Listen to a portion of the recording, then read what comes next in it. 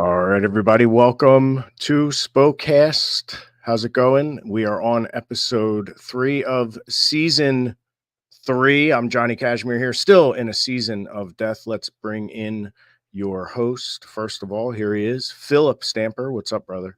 Yo. And let's get in Donnie B. What's up, my man? What up, folks? The season of death continues. This is a long season of death. I feel like it's killing me, we're guys. dying forever. Not, yeah, I can see that. I'm not gonna lie. Downtrodden. It's definitely killing me. Let me get in real quick here. JP, what's up, my brother? Oh, we back, bro. What up? Tommy Grayson. So, guys, and let's get in. There he is. Bristow, what's up? All 6 of us are here. All right, the Southern 6, if you will. But, guys, listen, before we start the episode, and welcome everyone in the chat, start putting some things in the chat as to what you want to hear us talk about. But before we get into anything, we have a very special guest. I just want to talk to you guys about something that happened this past week on Kevin Nash's Click This podcast. Let's get him in here, you guys. Dwayne Gilberg, what's up, brother? Hey, how you guys doing today? Hey. Holy shit. Gilbert, what's up, man? Yeah, what's up, guys? How is everything? Good to see you, sir. Better now. Hey, hello. Good to have you, brother. So out of nowhere, I get a call today from Ruckus. He says, Gilberg wants to talk to you. So I talked to Gilberg. Just some misunderstanding BS happened on the podcast with Kevin Nash, where Violent J from Insane Clown Posse and Juggalo Championship Wrestling, I guess he just got his facts wrong or said some things wrong. I have no idea.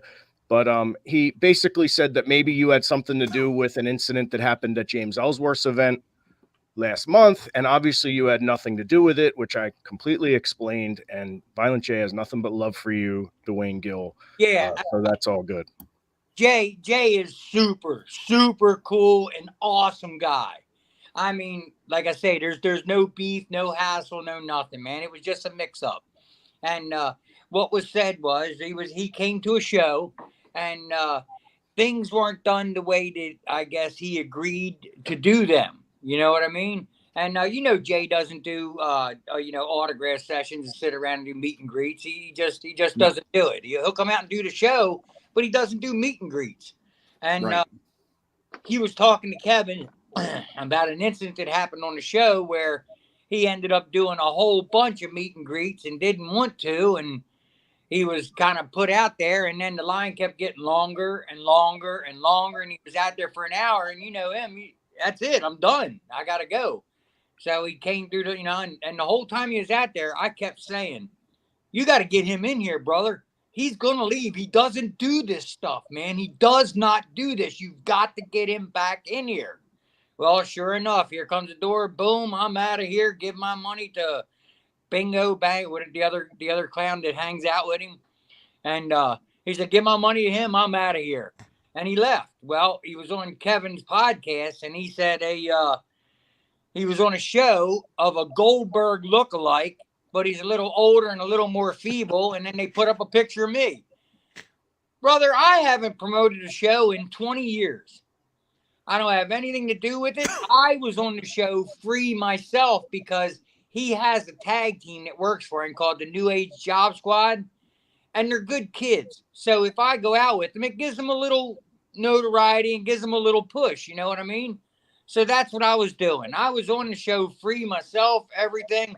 I had nothing to do with the promotion, nothing to do with anything. And when he was telling his story, he said it as it was Gilberg's promotion, and Gilberg brought him in. And no, sir. Jay, I'm sorry, brother, but I didn't. That wasn't what happened, bro. And, he knows better, Gil. He knows better. He knows that that's not the case. So he said he loves Gilberg. I tried to get him on here, but unfortunately, he's got something that he couldn't get out of right now. He's a busy man, brother. He's a busy man. Gil, let me tell you something, man. He's attached to the wrestling business with his heart, not his mind. I've seen firsthand that he's got this certain communion, a certain creativity, a certain spark inside of him with the wrestling business. Awesome, brother. He's awesome. That's the thing. I even trust him with the BackSeat brand. I don't trust many people with a brand, but how can you not trust Violent J with a brand? Look what he's done with his own. Exactly. Multiple. Come on, brother. He ain't no dum-dum. That's for damn sure. Nah, but dude, everybody loves you, Gilberg. Donnie, does everyone love Gilberg or what? I've always loved Dwayne. Pleasure to work with back in the Dennis days. I had him in the main event of a couple of my shows against Rick Ratchet.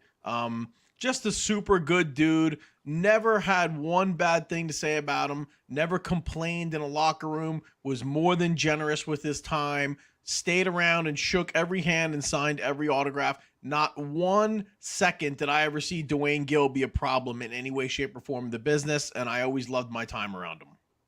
And brother, that's the way I want to be remembered. You know how nasty this business can be. And you got to go out of your way to be nice to everybody and everything. And that's what I try to do. I try to, when I go, I want them to say he was a cool dude, man. I liked him.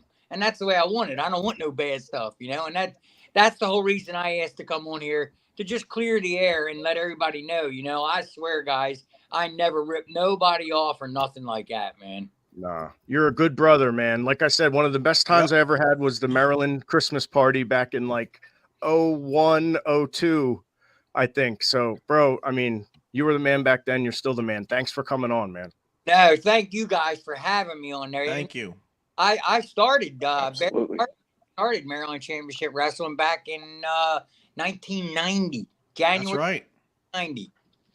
Jeez. And then, well, Danny, who owns it now, went to my school, and then Barry and I got on the road, and I couldn't run the school no more, so I had to shut the school down.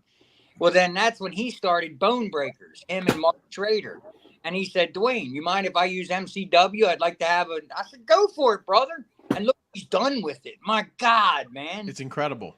He's that far from being like the third promotion. You know what I mean? Yep. He really is. He's doing unbelievable things, man. And I couldn't be any prouder of the guy, Very good. It's That's awesome. funny, Gilbert.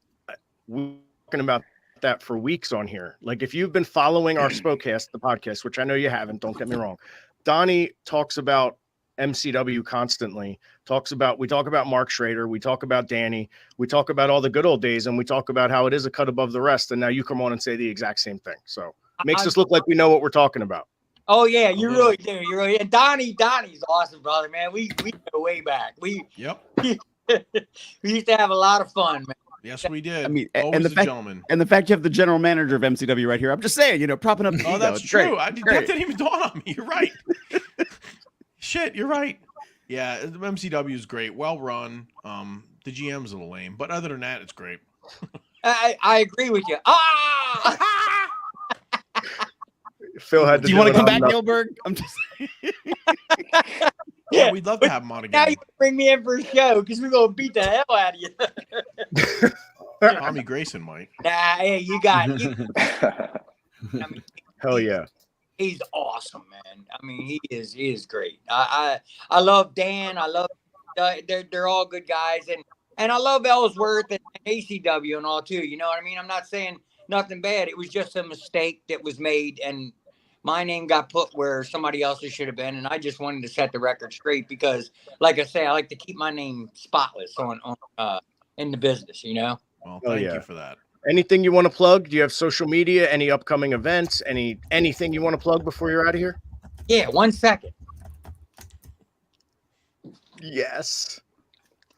Oh geez. Oh it's like geez. the Jeopardy weight theme is playing in my brain right now. Wait a minute. Here, we'll I put just up, maybe let's he's put putting up his the gimmick on. The Oh, first look at that. third Oh, figure, brother, right there, Oh, wow. Nice. right there. Hell yeah. That's I love awesome.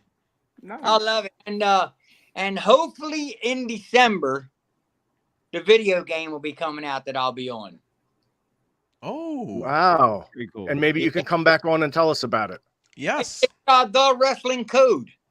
I'm sure Okay.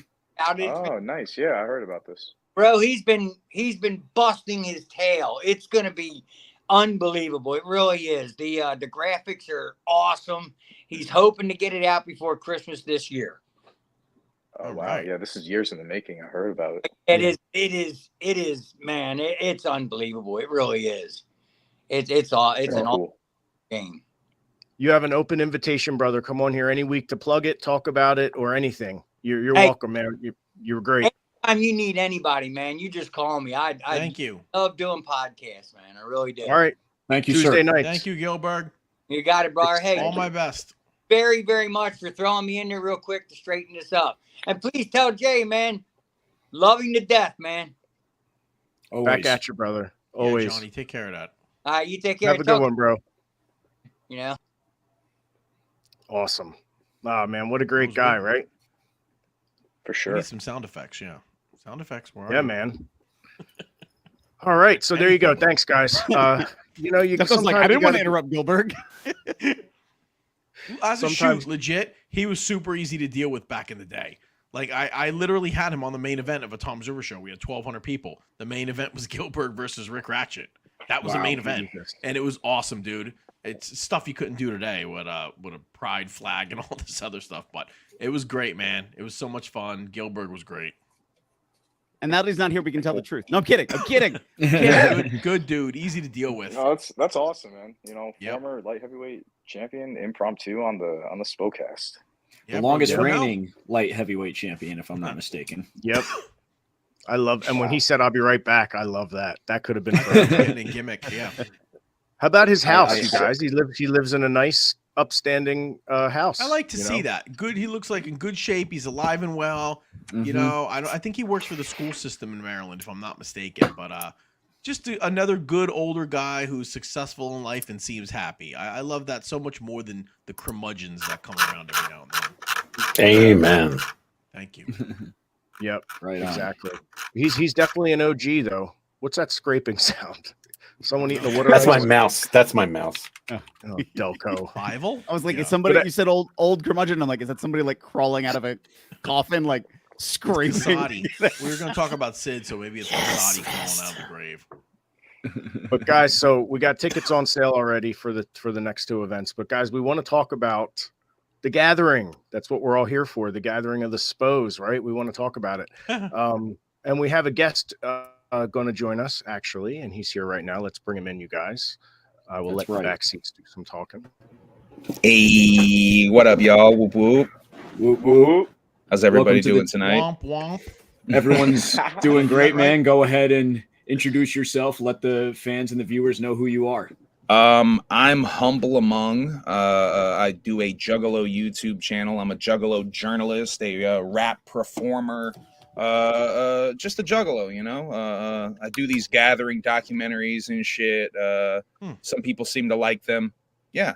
Thank you for having me. I'm a wrestling wrestling fan. So I'm really excited to be on here with y'all. It's fucking crazy. Gilbert was just fucking on here. Dog. I didn't know that was going to be happening here. Like, it's fucking wild. Like, Yeah. that's fucking wild to me. Like, I grew up watching the Gilbert bits like live on Raw and shit. Like, that's fucking crazy. Yeah. You guys don't realize he was doing TV enhancement work with Nova and Ace and Darling and all them when he was Dwayne Hardy. It was Dwayne Gill and Barry Hardy. They Yeah, were I remember those underneath clips. guys. Yeah, that's how long ago I knew him. Years before Gilbert. But super nice dude. Could not be nicer. Worked tons of shows. Never cared what you paid him. Just a super great guy. So Yeah, that In was my rad. opinion, he's That a was so winner. rad to see. yeah, you never know what you're gonna get here on the Spokecast, my friend. Yeah, facts.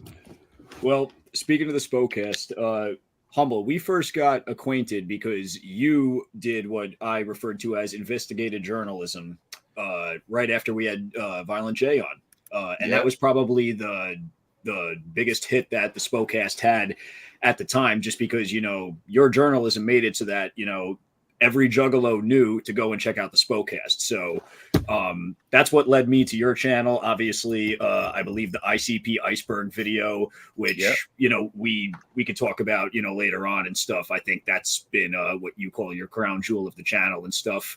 But, you know, big fan of what you do and all the journalistic integrity that you put into your channel, and you really work your ass off at making your content watchable and viewable. So, you know, just thank you for coming on, man. And, you know, just I want to hear about, like, what was your biggest takeaway from this year's gathering, just overall? So my biggest takeaway from this year's gathering is how the future of this Juggalodium is very strong. I spent a lot of time, not necessarily even at main stages, seeing performances. I saw a lot of campsite performances, that ones that I was a part of, or just seeing friends do things, you know. And I time, I just couldn't help but think about the whole Juggalos will carry on beat. You know what I mean? Like from way back in the Wraith days, Juggalos will carry on, and that's my biggest takeaway is how the future of this shit is so strong. Juggalos are gonna keep going with this shit for a very long time. So yeah, I think foundations are being made and still being formed for a lot of really cool shit. I mean, JCW alone, seeing this new version of this reboot of JCW, that was insane. I mean, it's the best JCW's ever been. But we're going to talk about that here in a little bit, I'm sure. But it's the best I've seen JCW ever be. These shows. So yeah, wow. It's fucking. I think the future is very strong for the Juggalodium, and I think next year is going to be fucking crazy. I think next year's going to be nuts. It definitely seems it. Real quick, not to cut you off, but no, we forgot to mention, guys, the season finale tonight at 8:00 on SPO Wrestling's YouTube of Trip TV. You're going to finally see the 3 stages of death match between the BackSeat Boyz, Juggalo Championship Wrestling Tag Team Champions, and the Rep, the SPO Wrestling Tag Team Champions. That's coming up at 8:00, guys. We got about 44 minutes. So humble among. So I love make sure you wrap it up before then. Yeah, you're on a roll, brother. I didn't mean to cut you off. No. I think I think that was perfect. I had wrapped up my thought, I think. But yeah, that was my biggest takeaway for sure. The future is so strong in the Juggalodium. I feel like a lot of people were saying that this year's gathering was a sleeper gathering or whatever. The lineup is weak and shit like that. Really, to me, it's really not about the lineup though. You know, no. Like I mean, the lineup could be. I mean, to me, the lineup wasn't weak, first of all, and it could be legit weak, and I would still have a great time with my friends and family. You know, my family. Fuck that. Fuck friends. It's family. Yeah. Oh, shit. What's up, Emily in the chat? We got Will in the chat. Emily's right here. You're a draw, brother. You're a draw. Dude, you're a bigger draw than Gilbert. Oh my god! What a brag! No, seriously, how many gatherings have you been to, Humble? Only 5. My first gathering is 2019. See, like, real quick, brief history. I'm like kind of what you would call a lapsed Juggalo. When the Wraith first came out, I was not about the reveal of thy unveiling. The truth is we follow God shit. I have a very complicated relationship with God, blah, blah, blah, blah. So I took a break from the Juggalodium for a while. Then, like, I don't know, it was like creeping back into my life. And like, I had never seen ICP live. So like they were touring at the time and they came close to us. And I was like, man, I got to go see them live at least once. Like I loved them so much back in the day. I got to at least see them like one time. And when I went to go see them, they opened with Toy Box, which is like one of my favorite ICP songs of all time. If not my favorite, it might be number 1 if I made a fucking list type beat. And it felt like that whole show was like for me, like the songs they played, the order they played them with, seeing the Fago fly, it all like came together. And I left that show being like, I think I got to go to the gathering now. I never went to the gathering. I wanted to go to the gathering so bad back in the day. I think I have to go. And so I went to my first gathering, 2000. Really, I waited a year. I kind of pussed out. I should have gone to the Whoopstock gathering, but I pussed out. I waited a year, and I watched it on YouTube a little bit, and that got some grains in my brain of like, oh shit, like this is like so fascinating to just watch Juggalos walk around the gathering. Fuck, this is so interesting. So that put a grain in my brain of like, shit, I'm gonna go to my first gathering. I should like film that shit. And so that's what I did. I went to my first gathering. I filmed it. I edited it. I made a little documentary vlog called Shimmer Forest out of it. I uploaded that to YouTube, and that's like the first piece of really like the first piece of like Juggalo YouTube content I uploaded. And that shit went low-key viral over the last it took a little bit for it to pick up, but once Juggalos found it, it got shared like crazy. And it went, there's like over 100,000 views, probably 200,000 views. I don't even know. It went crazy though. and a lot of people started to come to my channel, and I got even more into it after seeing what the Gathering was like. It was like, I don't know, like I left that, I went into that experience being a reluctant juggalo. Like, I'm a fan of ICP. I'm not a juggalo though. I left that Gathering being like, I guess I'm a fucking juggalo. I guess I'm a fucking juggalo after all. Okay. That was Okay. yeah. It took the words right out of Johnny Kashmere's mouth. Yeah. And I think it's that Johnny there's Juggalo. something about the Gathering where it's like, that's where a lot of it clicks. Like seeing the community, seeing how nice people are. Like that's really what sold me on it. Like, and I feel like you don't get that if you don't go. You know what I mean? No, I agree. And Yeah. and I painted up one of the nights, brother. I did my own gimmick and just went and walked amongst you. And by the time I was done, by the time I had finished walking amongst you, I was one of you. I saw the pics. It was beautiful. Yeah. Yeah. I'm glad you did that. I still haven't painted up since I was a teenager. That's something I What? really need to do. I need to paint up. Oh yeah. I Brother, haven't done that since I was like 14, 15 or some shit. one of the Me other too. painted guys comes up to me and goes, "Yo, bro, how do you get your black so black?" I felt like Jokes. you know, Be careful. Be careful, Phil. That wasn't me. That was. of course You're it gonna get was. us canceled, It Phil. was Bristow, of course. I know. Sound Humble. I got effect will get a you question. canceled. Humble, if I may, I have a question. Yeah. I'm 52 years old. I know who ICP is. I'm not. It wasn't really my scene. I appreciate it. I think it's cool as shit. How did you just turn on the radio one day as a young man? Like, what's the first memory you have of ever hearing anything with ICP, and how did you get hooked on it? So I remember seeing them. I can't remember the first time I saw them, but it was like a 3-part thing. I saw the MTV thing when the Great Malenko shit happened. Then I saw them, I think, on Howard Stern, probably shortly after that. And then I saw them on Pro Wrestling. And I don't even think I heard their music. I think somewhere in between there, I heard their music. Yeah, it was definitely before I saw them on Raw. I had heard the Great Malenko. So that's basically, real quick, the first time I heard them, I was like 14.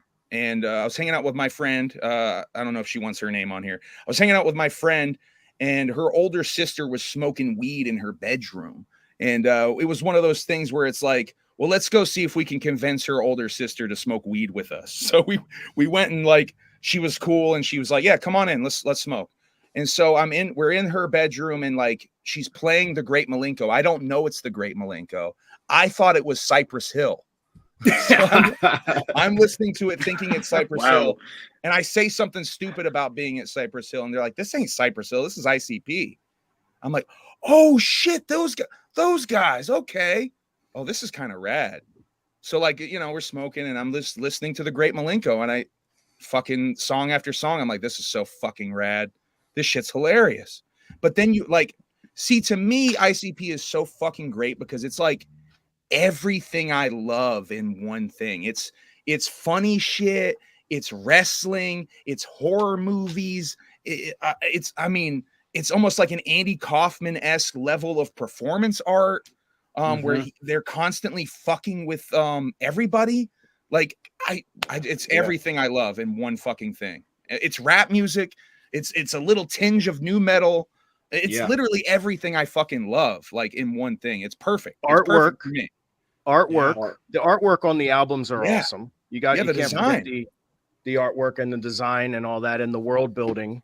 Yeah, Right? the lore, all that. I mean, just you see a logo like this, and it's just you can't like turn your head. I think this, like in wrestling, we have what's called the airport test, and right away it's like this logo. You see this logo, and it's like bam, you pass the airport test. So ICP by default. And Humble, talk about my world. They're a tag team, and I'm all Right. about tag teams.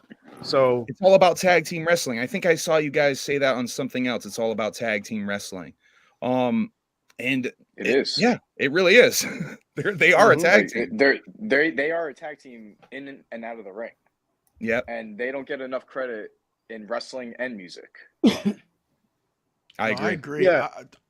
I you know I what think, it is? Go ahead, Go ahead. Donnie.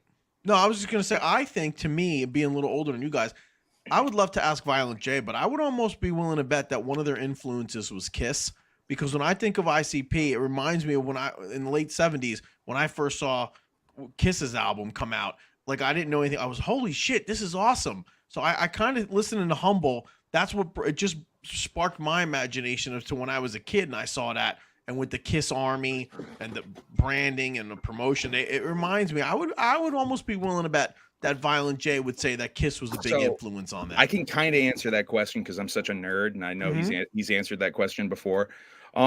He claims no, not at all. Really? He claims no, but I mean, it's Detroit. Kiss is so fucking popping. That's what I'm saying. Yeah, even subliminally. In the book, he does say it was rock bands that were coming through. I believe it was St. Andrew's Music Hall that he was working at the time. It was rock acts that were coming through, and seeing their theatrics that inspired him. But he never really name drops Kiss. He actually seems to like to diss Kiss quite a bit. Well, Gene Simmons in particular. But I think everybody does. And they kind of fucking bit their shit in the 90s where they put out this album Psycho Circus, and I think that really pissed both of them off. I think they. I was there. I was I was at those concerts. Yeah, I was at Psycho Circus. Yeah. When I walked up to at the gathering, I walked up to Violent J and painted like this, and the first thing he said is, "You look like Gene Simmons." First thing he said. I think it's because of the red. So I'll bet you that Violent J and Shaggy did not use any red in their face because they didn't want to be mistaken for being like Gene Simmons. Trivia there, yeah, that's what I think. Hell yeah. Well, I know the paint evolved over the years, and Humble, you could back me up here. When the early Carnival of Carnage days, it was very like. They almost took the NWA aesthetic with the hats and the sunglasses and sort of like painted around that, because they were merging from Inner City Posse to Insane Clown Posse, and the vision wasn't quite there yet. Like it really took them up until Malenko, until like the modern Dark Carnival as we know it is created, because they were still finding their sound up until Riddlebox, and then once they got that Hollywood Records, put out Malenko and got guys like Alice Cooper on, that's when they really evolved like everything into what it is. You can see a clip of the Carnival of Carnage era footage of them on some local Detroit TV show that surfaced a couple years back with all the original three, with Shaggy Two Dope's brother Joey. John Kick Jazz is in there rapping, and you can see the different like versions of their face paint. Like like it definitely evolved over time. The lines got sharper and then like almost bigger. Like Jay's definitely got way bigger with time. His face paint's like the black is like way bigger on his paint. This era. But it's been evolving this whole time slowly. Definitely, Shaggy's shit has stayed pretty the same for a while. Shaggy's must be like a machine with painting his face. Well, he did both of them for the longest time, and then I think the story goes is he finally just told Joe, like, you got to learn to do your shit. You got to learn to do this. Yeah. It's a completely different experience putting it on yourself as opposed to putting it on someone else, like trying to give yourself a haircut almost. It's just in the mirror, it just doesn't work. I don't know, left is right and right is left, and I don't know. There's something like seeing someone getting their face painted too. It's like there's something almost ritualistic about it. I don't know. I really like the visuals of just seeing someone getting painted up or painting up. It really feels like a ritual. Or getting their hair braided, like I didn't paint up at the gathering, but I first opportunity I found a let, and I was like, all right, do your thing. And you had the fresh ass braids in and shit. I tried to. Unfortunately, my mother and my girlfriend both objectify to it, so but you got to do what you got to do when in Rome. What was their beef with the braids? Objectified to it. Where's their beef is Verdi that says Mark? Their objectification is that they like my hair au naturel. They like the smooth flowing locks and shit. Yeah. They think they're not down with Tommy Too Dope, but I say it's all good. It is what it is. But real quick, Humble, I don't mean to cut you off. I just want to segue real quick.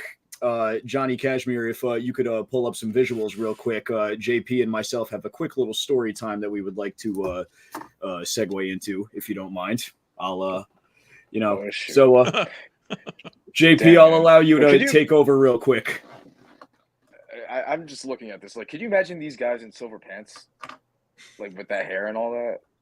No. No, Hey, but man. all right. So like, I mean, damn, it's crazy. Like that picture is like almost 10 years ago. We're about to be 10 years in wrestling by next week. So yeah, that popped up in my memories on Facebook when we were at the gathering, actually. So I just made a little comment on Facebook and just jokingly said, look at these guys, how funny it would be if we told the story, because the story behind those NightWing tights is actually quite funny. It is. While we were, just getting our, feet wet and starting to, do matches by the spring of 2015, it was time to, get a new set of, wrestling tights. And the first set that we had before, it just wasn't really holding up. If you want to pull that picture up, Johnny. It's the one of us in the red with our mother. Yeah. So we made our debut in March 2015 WrestleMania weekend. And what you see right here, we have some red and silver tights, and we have the Robin vest with the hood. And we tried our best at the time to really play up and be, the Graysons, like in Batman, DC Comics. Those tights didn't last too long, and again, it was just time to put another order in and turn it up a notch. What you see right there, it looks a little too generic, and again, it just got to keep evolving, as we were told. So as the time came, we said, all right, let's play a little bit more into the NightWing character, because I think the New 52 was really big at that time in DC Comics. And NightWing, had a different color. Fans were liking his new look. He had, I think, red or something like that, and his original I think color he got was rebooted blue. with the red for sure. Yeah. Yeah. So again, that was cool at the time. It was 2015, New 52. That was what DC was doing, and I think the Injustice game just came out. So again, DC was big, and we wanted to really play up into the Grayson character. So I'm freshman in college, about 18 years old, and my brother 20 years old, and just getting out of class, and been talking to the gear guy, just trying to figure out, all right, like how could we get these sets of tights before the weekend? We really need these. It's about to be long weekend on the road, and what we have is just not cutting it. It's just one tear away, because it already happened before. Just as simple as just bending over, getting changed in the locker room, and it just goes split right down the middle. So I'll let you take over. All right. Well, in a nutshell, the gentleman who designs the gear is named Brawley. If you're from the Northeast, you know Brawley. You've gone and you've gotten a set of tights from Brawley. Brawley is also a wrestler. Brawley happens to be from, Johnny, a bad area in Elizabeth, New Jersey, which is also the location of one movie called The Wrestler, which took place in Elizabeth, New Jersey. So to make a long story short, we receive an address to go and pick up our wrestling tights. As we pull up, it proceeds to be a strip club. We walk in, having never met Brawley, unaware of what he looks like or what we're even looking for, and there is a gentleman sitting at this gentleman's club, VIP, like the gentleman from Sopranos behind the register. I can't think of his name. And I proceed to walk up and say, is Jorge here? Because that's the name I'm given. And he goes, are you the Graysons? And we go, yes. And he proceeds to give us the gear in the bag over the handle. And right as I'm about to put my hand out and get the gear, what is to be lowered via a Tarzan rope, but a dildo. Hello, darkness, my old friend. That story had a twist. Pull up the picture of us again. Like, could you imagine again? 18. Well, all right, yeah. Still, yes, same. There you go. My mom would be showing at some point. Can you imagine just like showing up to the club? All you want to do is just get wrestling tights.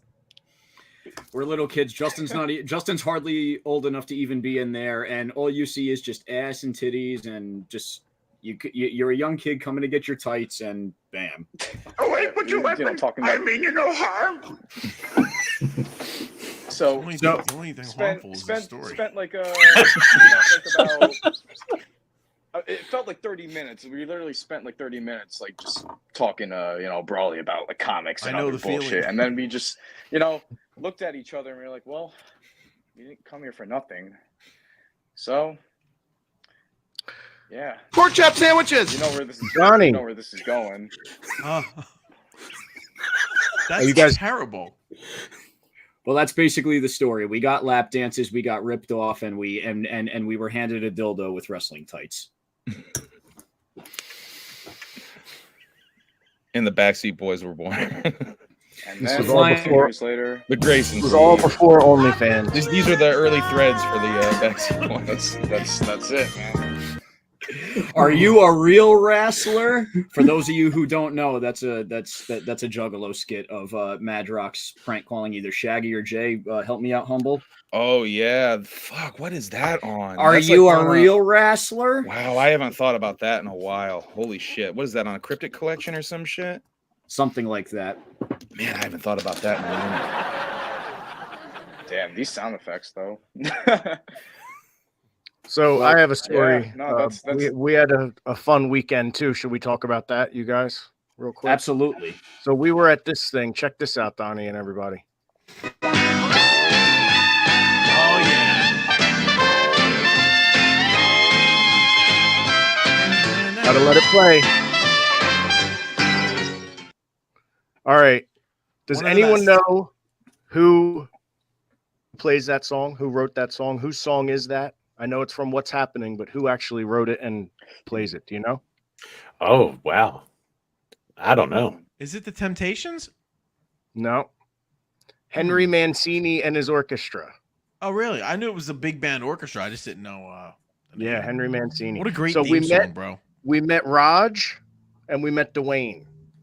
Now, these are the Hey, guys, hey, hey. And when they would come into the restaurant, they would turn the chair around. Remember that, Donnie? Yeah, I remember every second of every episode. Right. No Roger, Exactly. no rerun, no rent. Exactly. So we got some pictures. I'm going to tell you a funny story. So here it is. So it was New Jersey Collectors Fest in Wayne, New Jersey at the Wayne Powell. We got to meet Ernest Thomas, who was Raj, and Haywood Nelson, who was Dwayne. Okay, here's a picture of all of us together. That's Raj on the left. That's me. That's Dwayne holding my title belt, the Trent Acid title. There's Robbie Marino, Robbie Illuminati, and there's Tommy Grayson. So, and they had a guy dressed up as Rerun. You guys know so who awesome. Rerun is? Well, I reached out to him. He's a cosplayer from New York. I'm trying to get him at our event on the 14th, just in case Charlie Tiger and Ruckus breaks into an impromptu dance-off. In case that happens, we're trying to get this guy there to sort of maybe judge it, host it, whatever. We'll see what happens. The great But- Fred Berry. All right, guys. So now I have a funny story for you. Let's hear. So we all know Robbie Illuminati, my brother, straight off the Sopranos set, just offends people, curses left and right. You saw what he did at the celebrity boxing press conference, pretty much got the friggin' place shut down. So he's here with us. All right. I take this picture, see him pointing at Haywood. All right. Robbie lulls people into a false sense of security. He gets them opening up about the politics in the 1970s on television. They say, hey, did anyone ever not treat you guys right? They say, well, you know what? Yeah, someone didn't treat us right. That POS Lamont Sanford didn't treat us right, right? So the son from Sanford and Son said some shit to them back in the day that they didn't like. Shit about that their show has higher ratings than theirs because it's a white person show. So right. So so Robbie tells these guys, what? They go, yeah, and the dude from Sanford and Son has his own podcast today. Apparently, he's still around, still has a podcast. Robbie says, well, we're also affiliated with Celebrity Boxing, guys. We'll get him there and we'll beat the shit out of him. All right. Donnie, are you paying attention? You realize that man's name is Demond Wilson and he's 77 years old, right? Donnie, are you ready to see what he looks like today? Yeah. Oh, Okay. whoa! Oh, Does he have shit. no legs? What? No legs.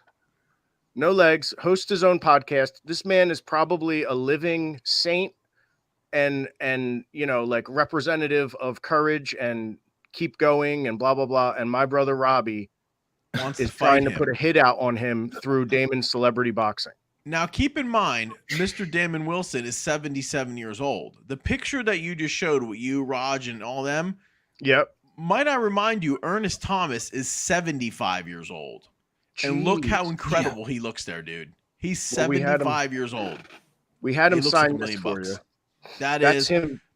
when God calls me home and you guys come pay homage to me in my casket, that's going to be in the casket with me. I just want to let you know that. Well, we pretty That's much going pay up to homage the to heavenly you gates. every week. Yeah. Thank you. You That get really is homage one to of a my lot. prized possessions. I'm not a big materialistic guy, but that's one of my prized possessions. Well, Right. So- I'm happy to hear that it's because of us you have something that you could go to the grave I with will. as recent Amongst as Sunday. many things. Yes. Amongst many things. Yes. I'll bring my Phil Stamper action figure with me too if I ever get one. It's a good looking. Yes, Ginger. Yes, Ginger. You read a reference to the movie Kids. I have no. Someone's got words. a. We need an action figure to face the Gilbert action figure, Donnie. So the Phil one is as good as any, I That's guess. right. Yeah. Phil, how's your leg, by the way? Going well. Had another round of PT today. All the fun things. It's progressing. It's just taking its time. Good deal. Good deal. Right on. Right on. All right, So guys. We're what, about 19 minutes. Yep. Well, actually, on YouTube it says 18 minutes. I got it up on my screen. I got it queued up. To everyone who doesn't, make sure you go on SPO Wrestling YouTube and queue up Trip TV episode 6. You're going to see the 3 stages of death between the backseats and the rep JCW SPO tag titles on the line. You're also going to see exclusive Gathering of the Juggalo footage, such as Humble Among and myself viewing the rocket Butt farts, rocket. the butt rockets. You're also going to see another round of Juggalo carts, and you're going to see an exclusive cut of Gathering with Gotch. That had to be super edited because JP Grayson and myself can't figure out these lavalier microphones. But nonetheless, check out Trip TV episode 6, the season finale. We don't know what's going on with Trip TV in the future. It might continue, it might not. You never know, but you'll have to stay tuned. Nice. I got thank you, Mitch Stein. There's the YouTube link. It's in the thank chat you. if anyone needs it. Hell yeah, Mitch. Shouts So out guys- to Mitch Stein. I just want to show you guys something real quick. I'm calling another summit. Back in Pro Wrestling Unplugged, I called a summit. I don't really remember what it was about, but we're calling one. So here it is.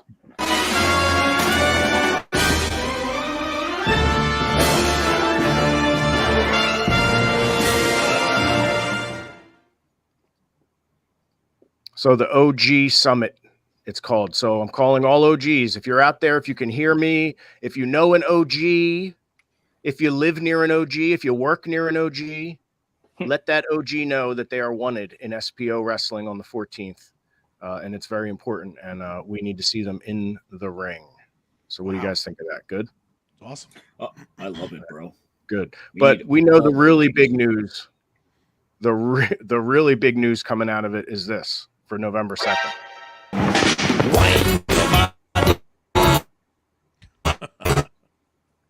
I broke the internet. Uh-oh. Oh, Johnny, Johnny can't even do that. you broke the internet, Johnny. Johnny. Yes. Literally broke the internet. Literally. And then here's what we announced today, you guys.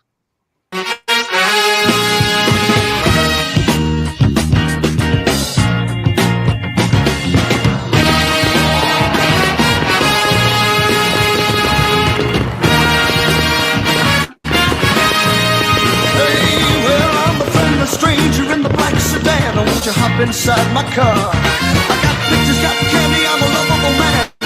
I can take you to the nearest. Todd Gordon makes his debut. Very interesting. I know. Don, you realize like everyone that's ever like given a shit about me or the backseats and helped us is going to be at that casino at it's gonna It's be- crazy, man. It's gonna be a fun night, dude. Right. It is, man. It really is. I can't wait. But to have Todd there, I'm just I'm still amazed that this is even happening, and I can't wait to see what happens as we put our heads together trying to collab going into it. So this will be good stuff. And we already announced Simon Gotch will be there, and he's actually going to be running a seminar too. So guys, there's a Simon Gotch seminar. If you're a wrestler, if you're training, if you're thinking about getting into it, whatever, there's something for everyone. Just email booking simon@yahoo.com. And it's $30 if you pay in advance, $40 if you show up. It's November 2nd at Harrah's Casino at 12:30 p.m. And guys, I've learned a lot. The backseats have learned a lot. So if you're out there and you want to learn a lot, this is the guy to learn a lot from. So, Yeah, And, very happy to have him. Johnny, if I might add, I will be personally sponsoring 3 people for that seminar. I will send Johnny whoever the money for it, $30 a person. I will allow this show whoever to pick out 3 young boys or girls, whoever they deem worthy of an opportunity that might be a little down on their luck. I will make the necessary arrangements, and I will pay for 3 individuals to go to that seminar. And Johnny, you guys can pick who it is, whatever you want to, however you want to do it. That's up to you guys. You can do the vetting process, but I will pay for 3 individuals to go to that. that's Wow. awesome. That's All right. seriously It is awesome. awesome. And Thank 2 you. people will be chosen. Whoever, we're going to go up to Simon at the end. We're going to say, look, are there any standouts? And if he says yes, this one and this one, or this one, whatever, they're going to be asked to have a spot on the event that night to wrestle. So we're trying to give opportunities. You know, we're not trying to rip anyone off. We're trying to give bang for your buck. And you know, you never, like you said, Donnie, like you taught me, like Todd taught me, like Gary taught me, you don't work the boys. You don't try to make money off the boys. You try to help the boys. And that's what we're doing here. This helps everybody, you know, puts a Yeah. little money in Gotch's pocket. And it helps people learn, because he's the guy that taught us about the whole advocate theory in WWE. Donnie, you've been in the business how long? And that's a new theory. I to had you, never something heard you've of that, adopted. and it's one of the smartest things I ever heard anybody say is that they didn't spend enough time building advocates when they were in WWE, so they could get people to speak on their behalf behind the scenes. I thought that was one of the most brilliant things anyone's ever said in the business. Yep. I thought it was great. Yeah. There you go. No.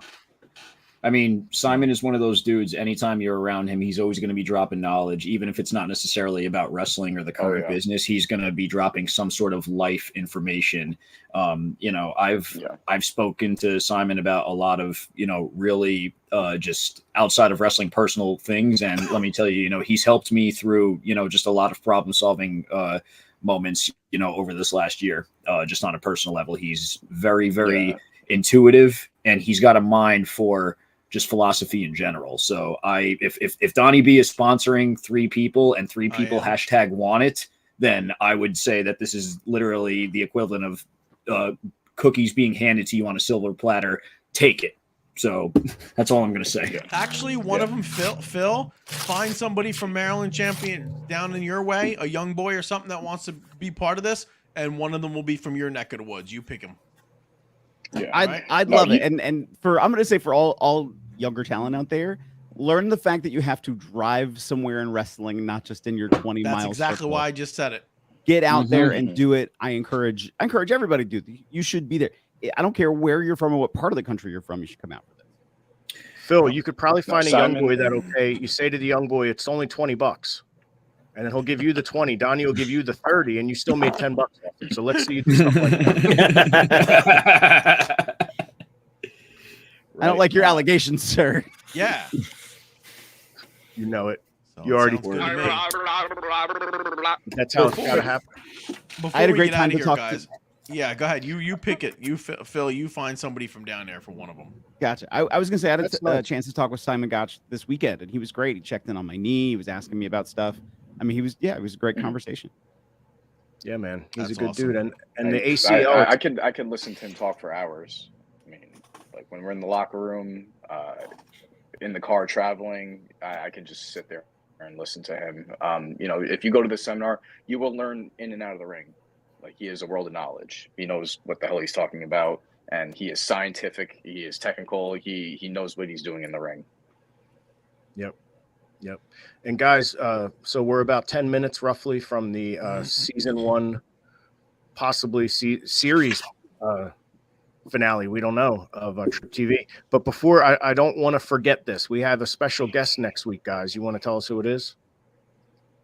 Yeah. It's the current or the first ever JCW American champion, the Obsession, Caleb Conley. Hell yeah. Hell yeah. Caleb Conley. He was at the Gathering. Did you get to see him, Humble Among? Did you see him? Oh yeah, I wrestle at saw all? him both. I saw him both nights. Very fucking hilarious. I am a big fan of his work. He said something to Whoop. Oh, I wish I could remember how he said it, but he said so. Oh, he said something that was cracking me up, man. He said something that really cracked me up. But I'm a big fan of his work. He definitely impressed me both of the nights. What's that? Yeah, He said something when he was getting back in the ring, though, about something about the ropes. Do you remember that? Oh, he said something that really fucking cracked me up, though.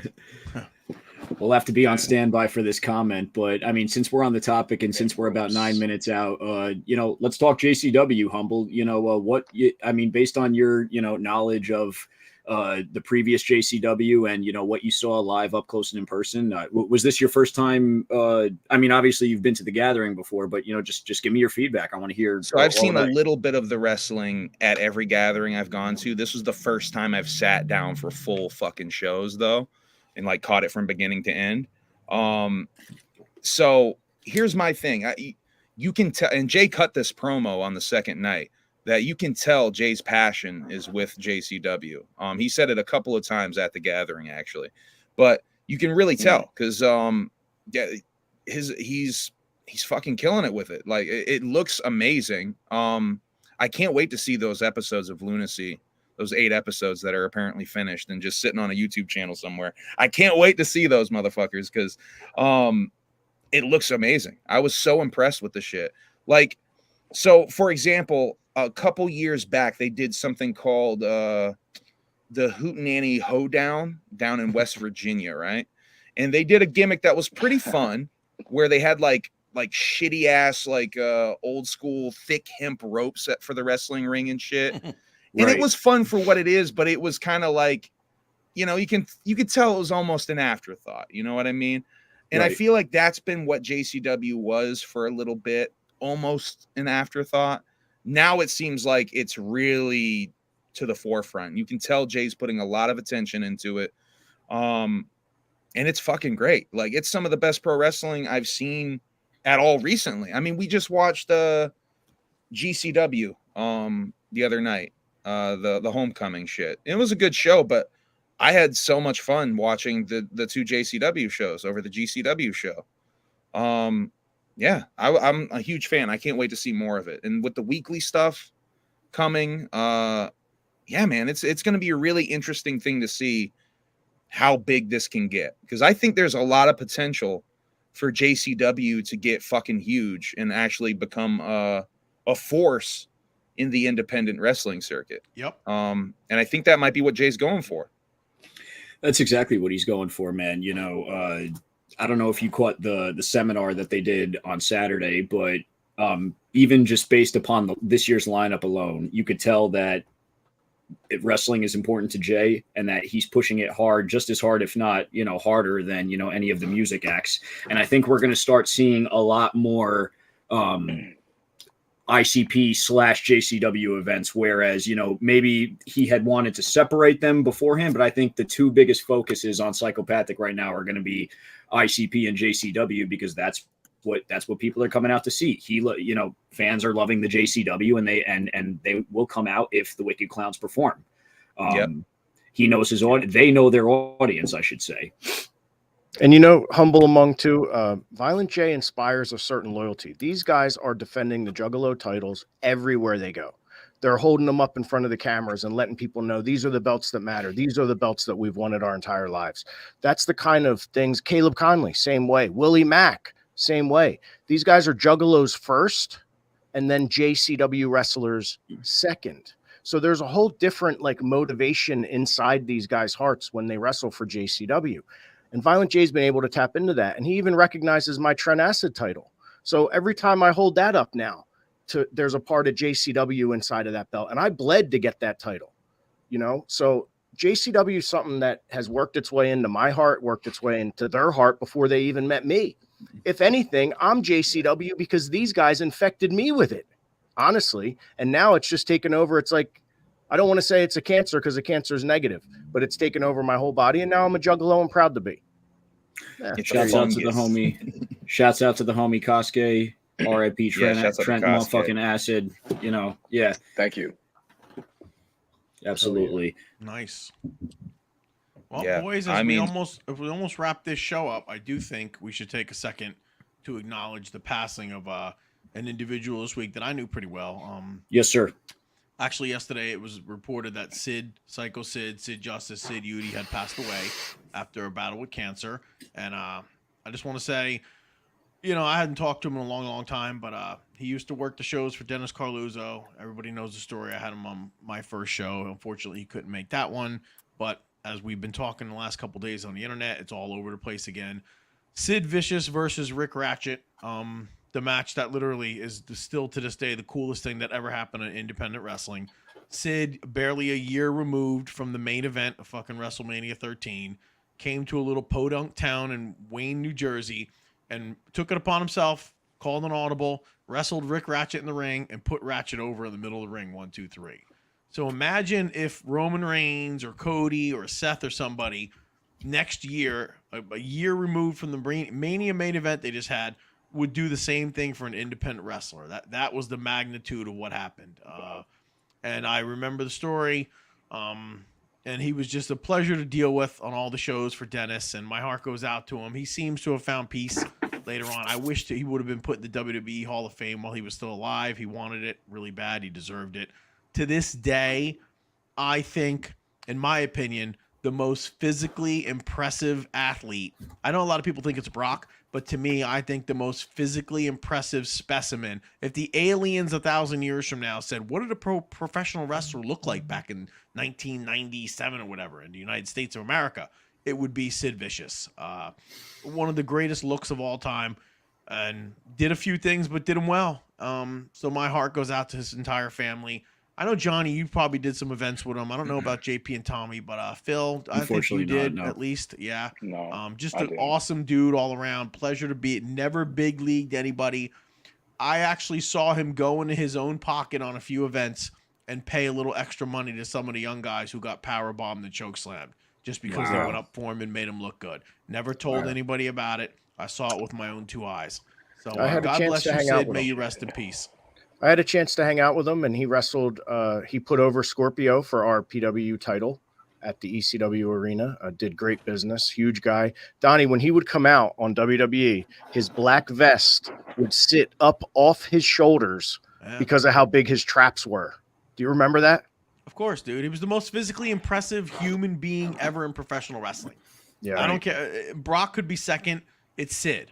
Dude, Sid was awesome, dude. Sid was around for the boom. Brock was around post boom. So by standard alone, you know, Sid swam with the sharks. Brock was the shark. Yeah. Right. And since we didn't have a show last week due to technical difficulties, we didn't get to mention Afa also and the whole Anawahi family.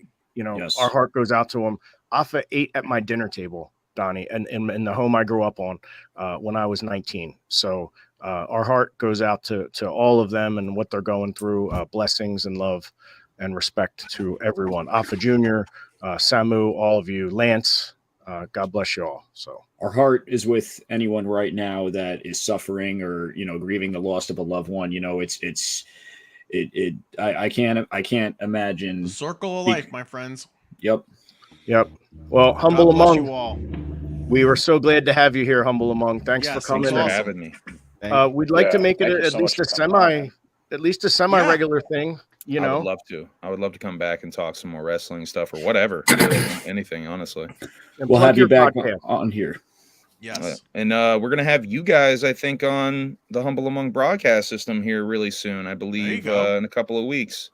Yes, sir. That'd be awesome. September 8th, we spoke. It's already locked in. September We're going to be 8th, on Humble we're gonna Along. be doing a special interview with the BackSeat Boyz on the Humble Among broadcast system. By the way, make sure if you came here for me, make sure you hit the like and subscribe gimmick on this shit, and go to the SPO Wrestling page where this Trip TV episode 6 is about to premiere, and hit the like and subscribe gimmick on that shit too. Give these Produced guys by some the love. Backseats. Produced by Juggalos for Juggalos. So check it out, everybody. Thank you all for watching. It's about to air right now. Everyone Yeah. tune into Trip TV. You're welcome.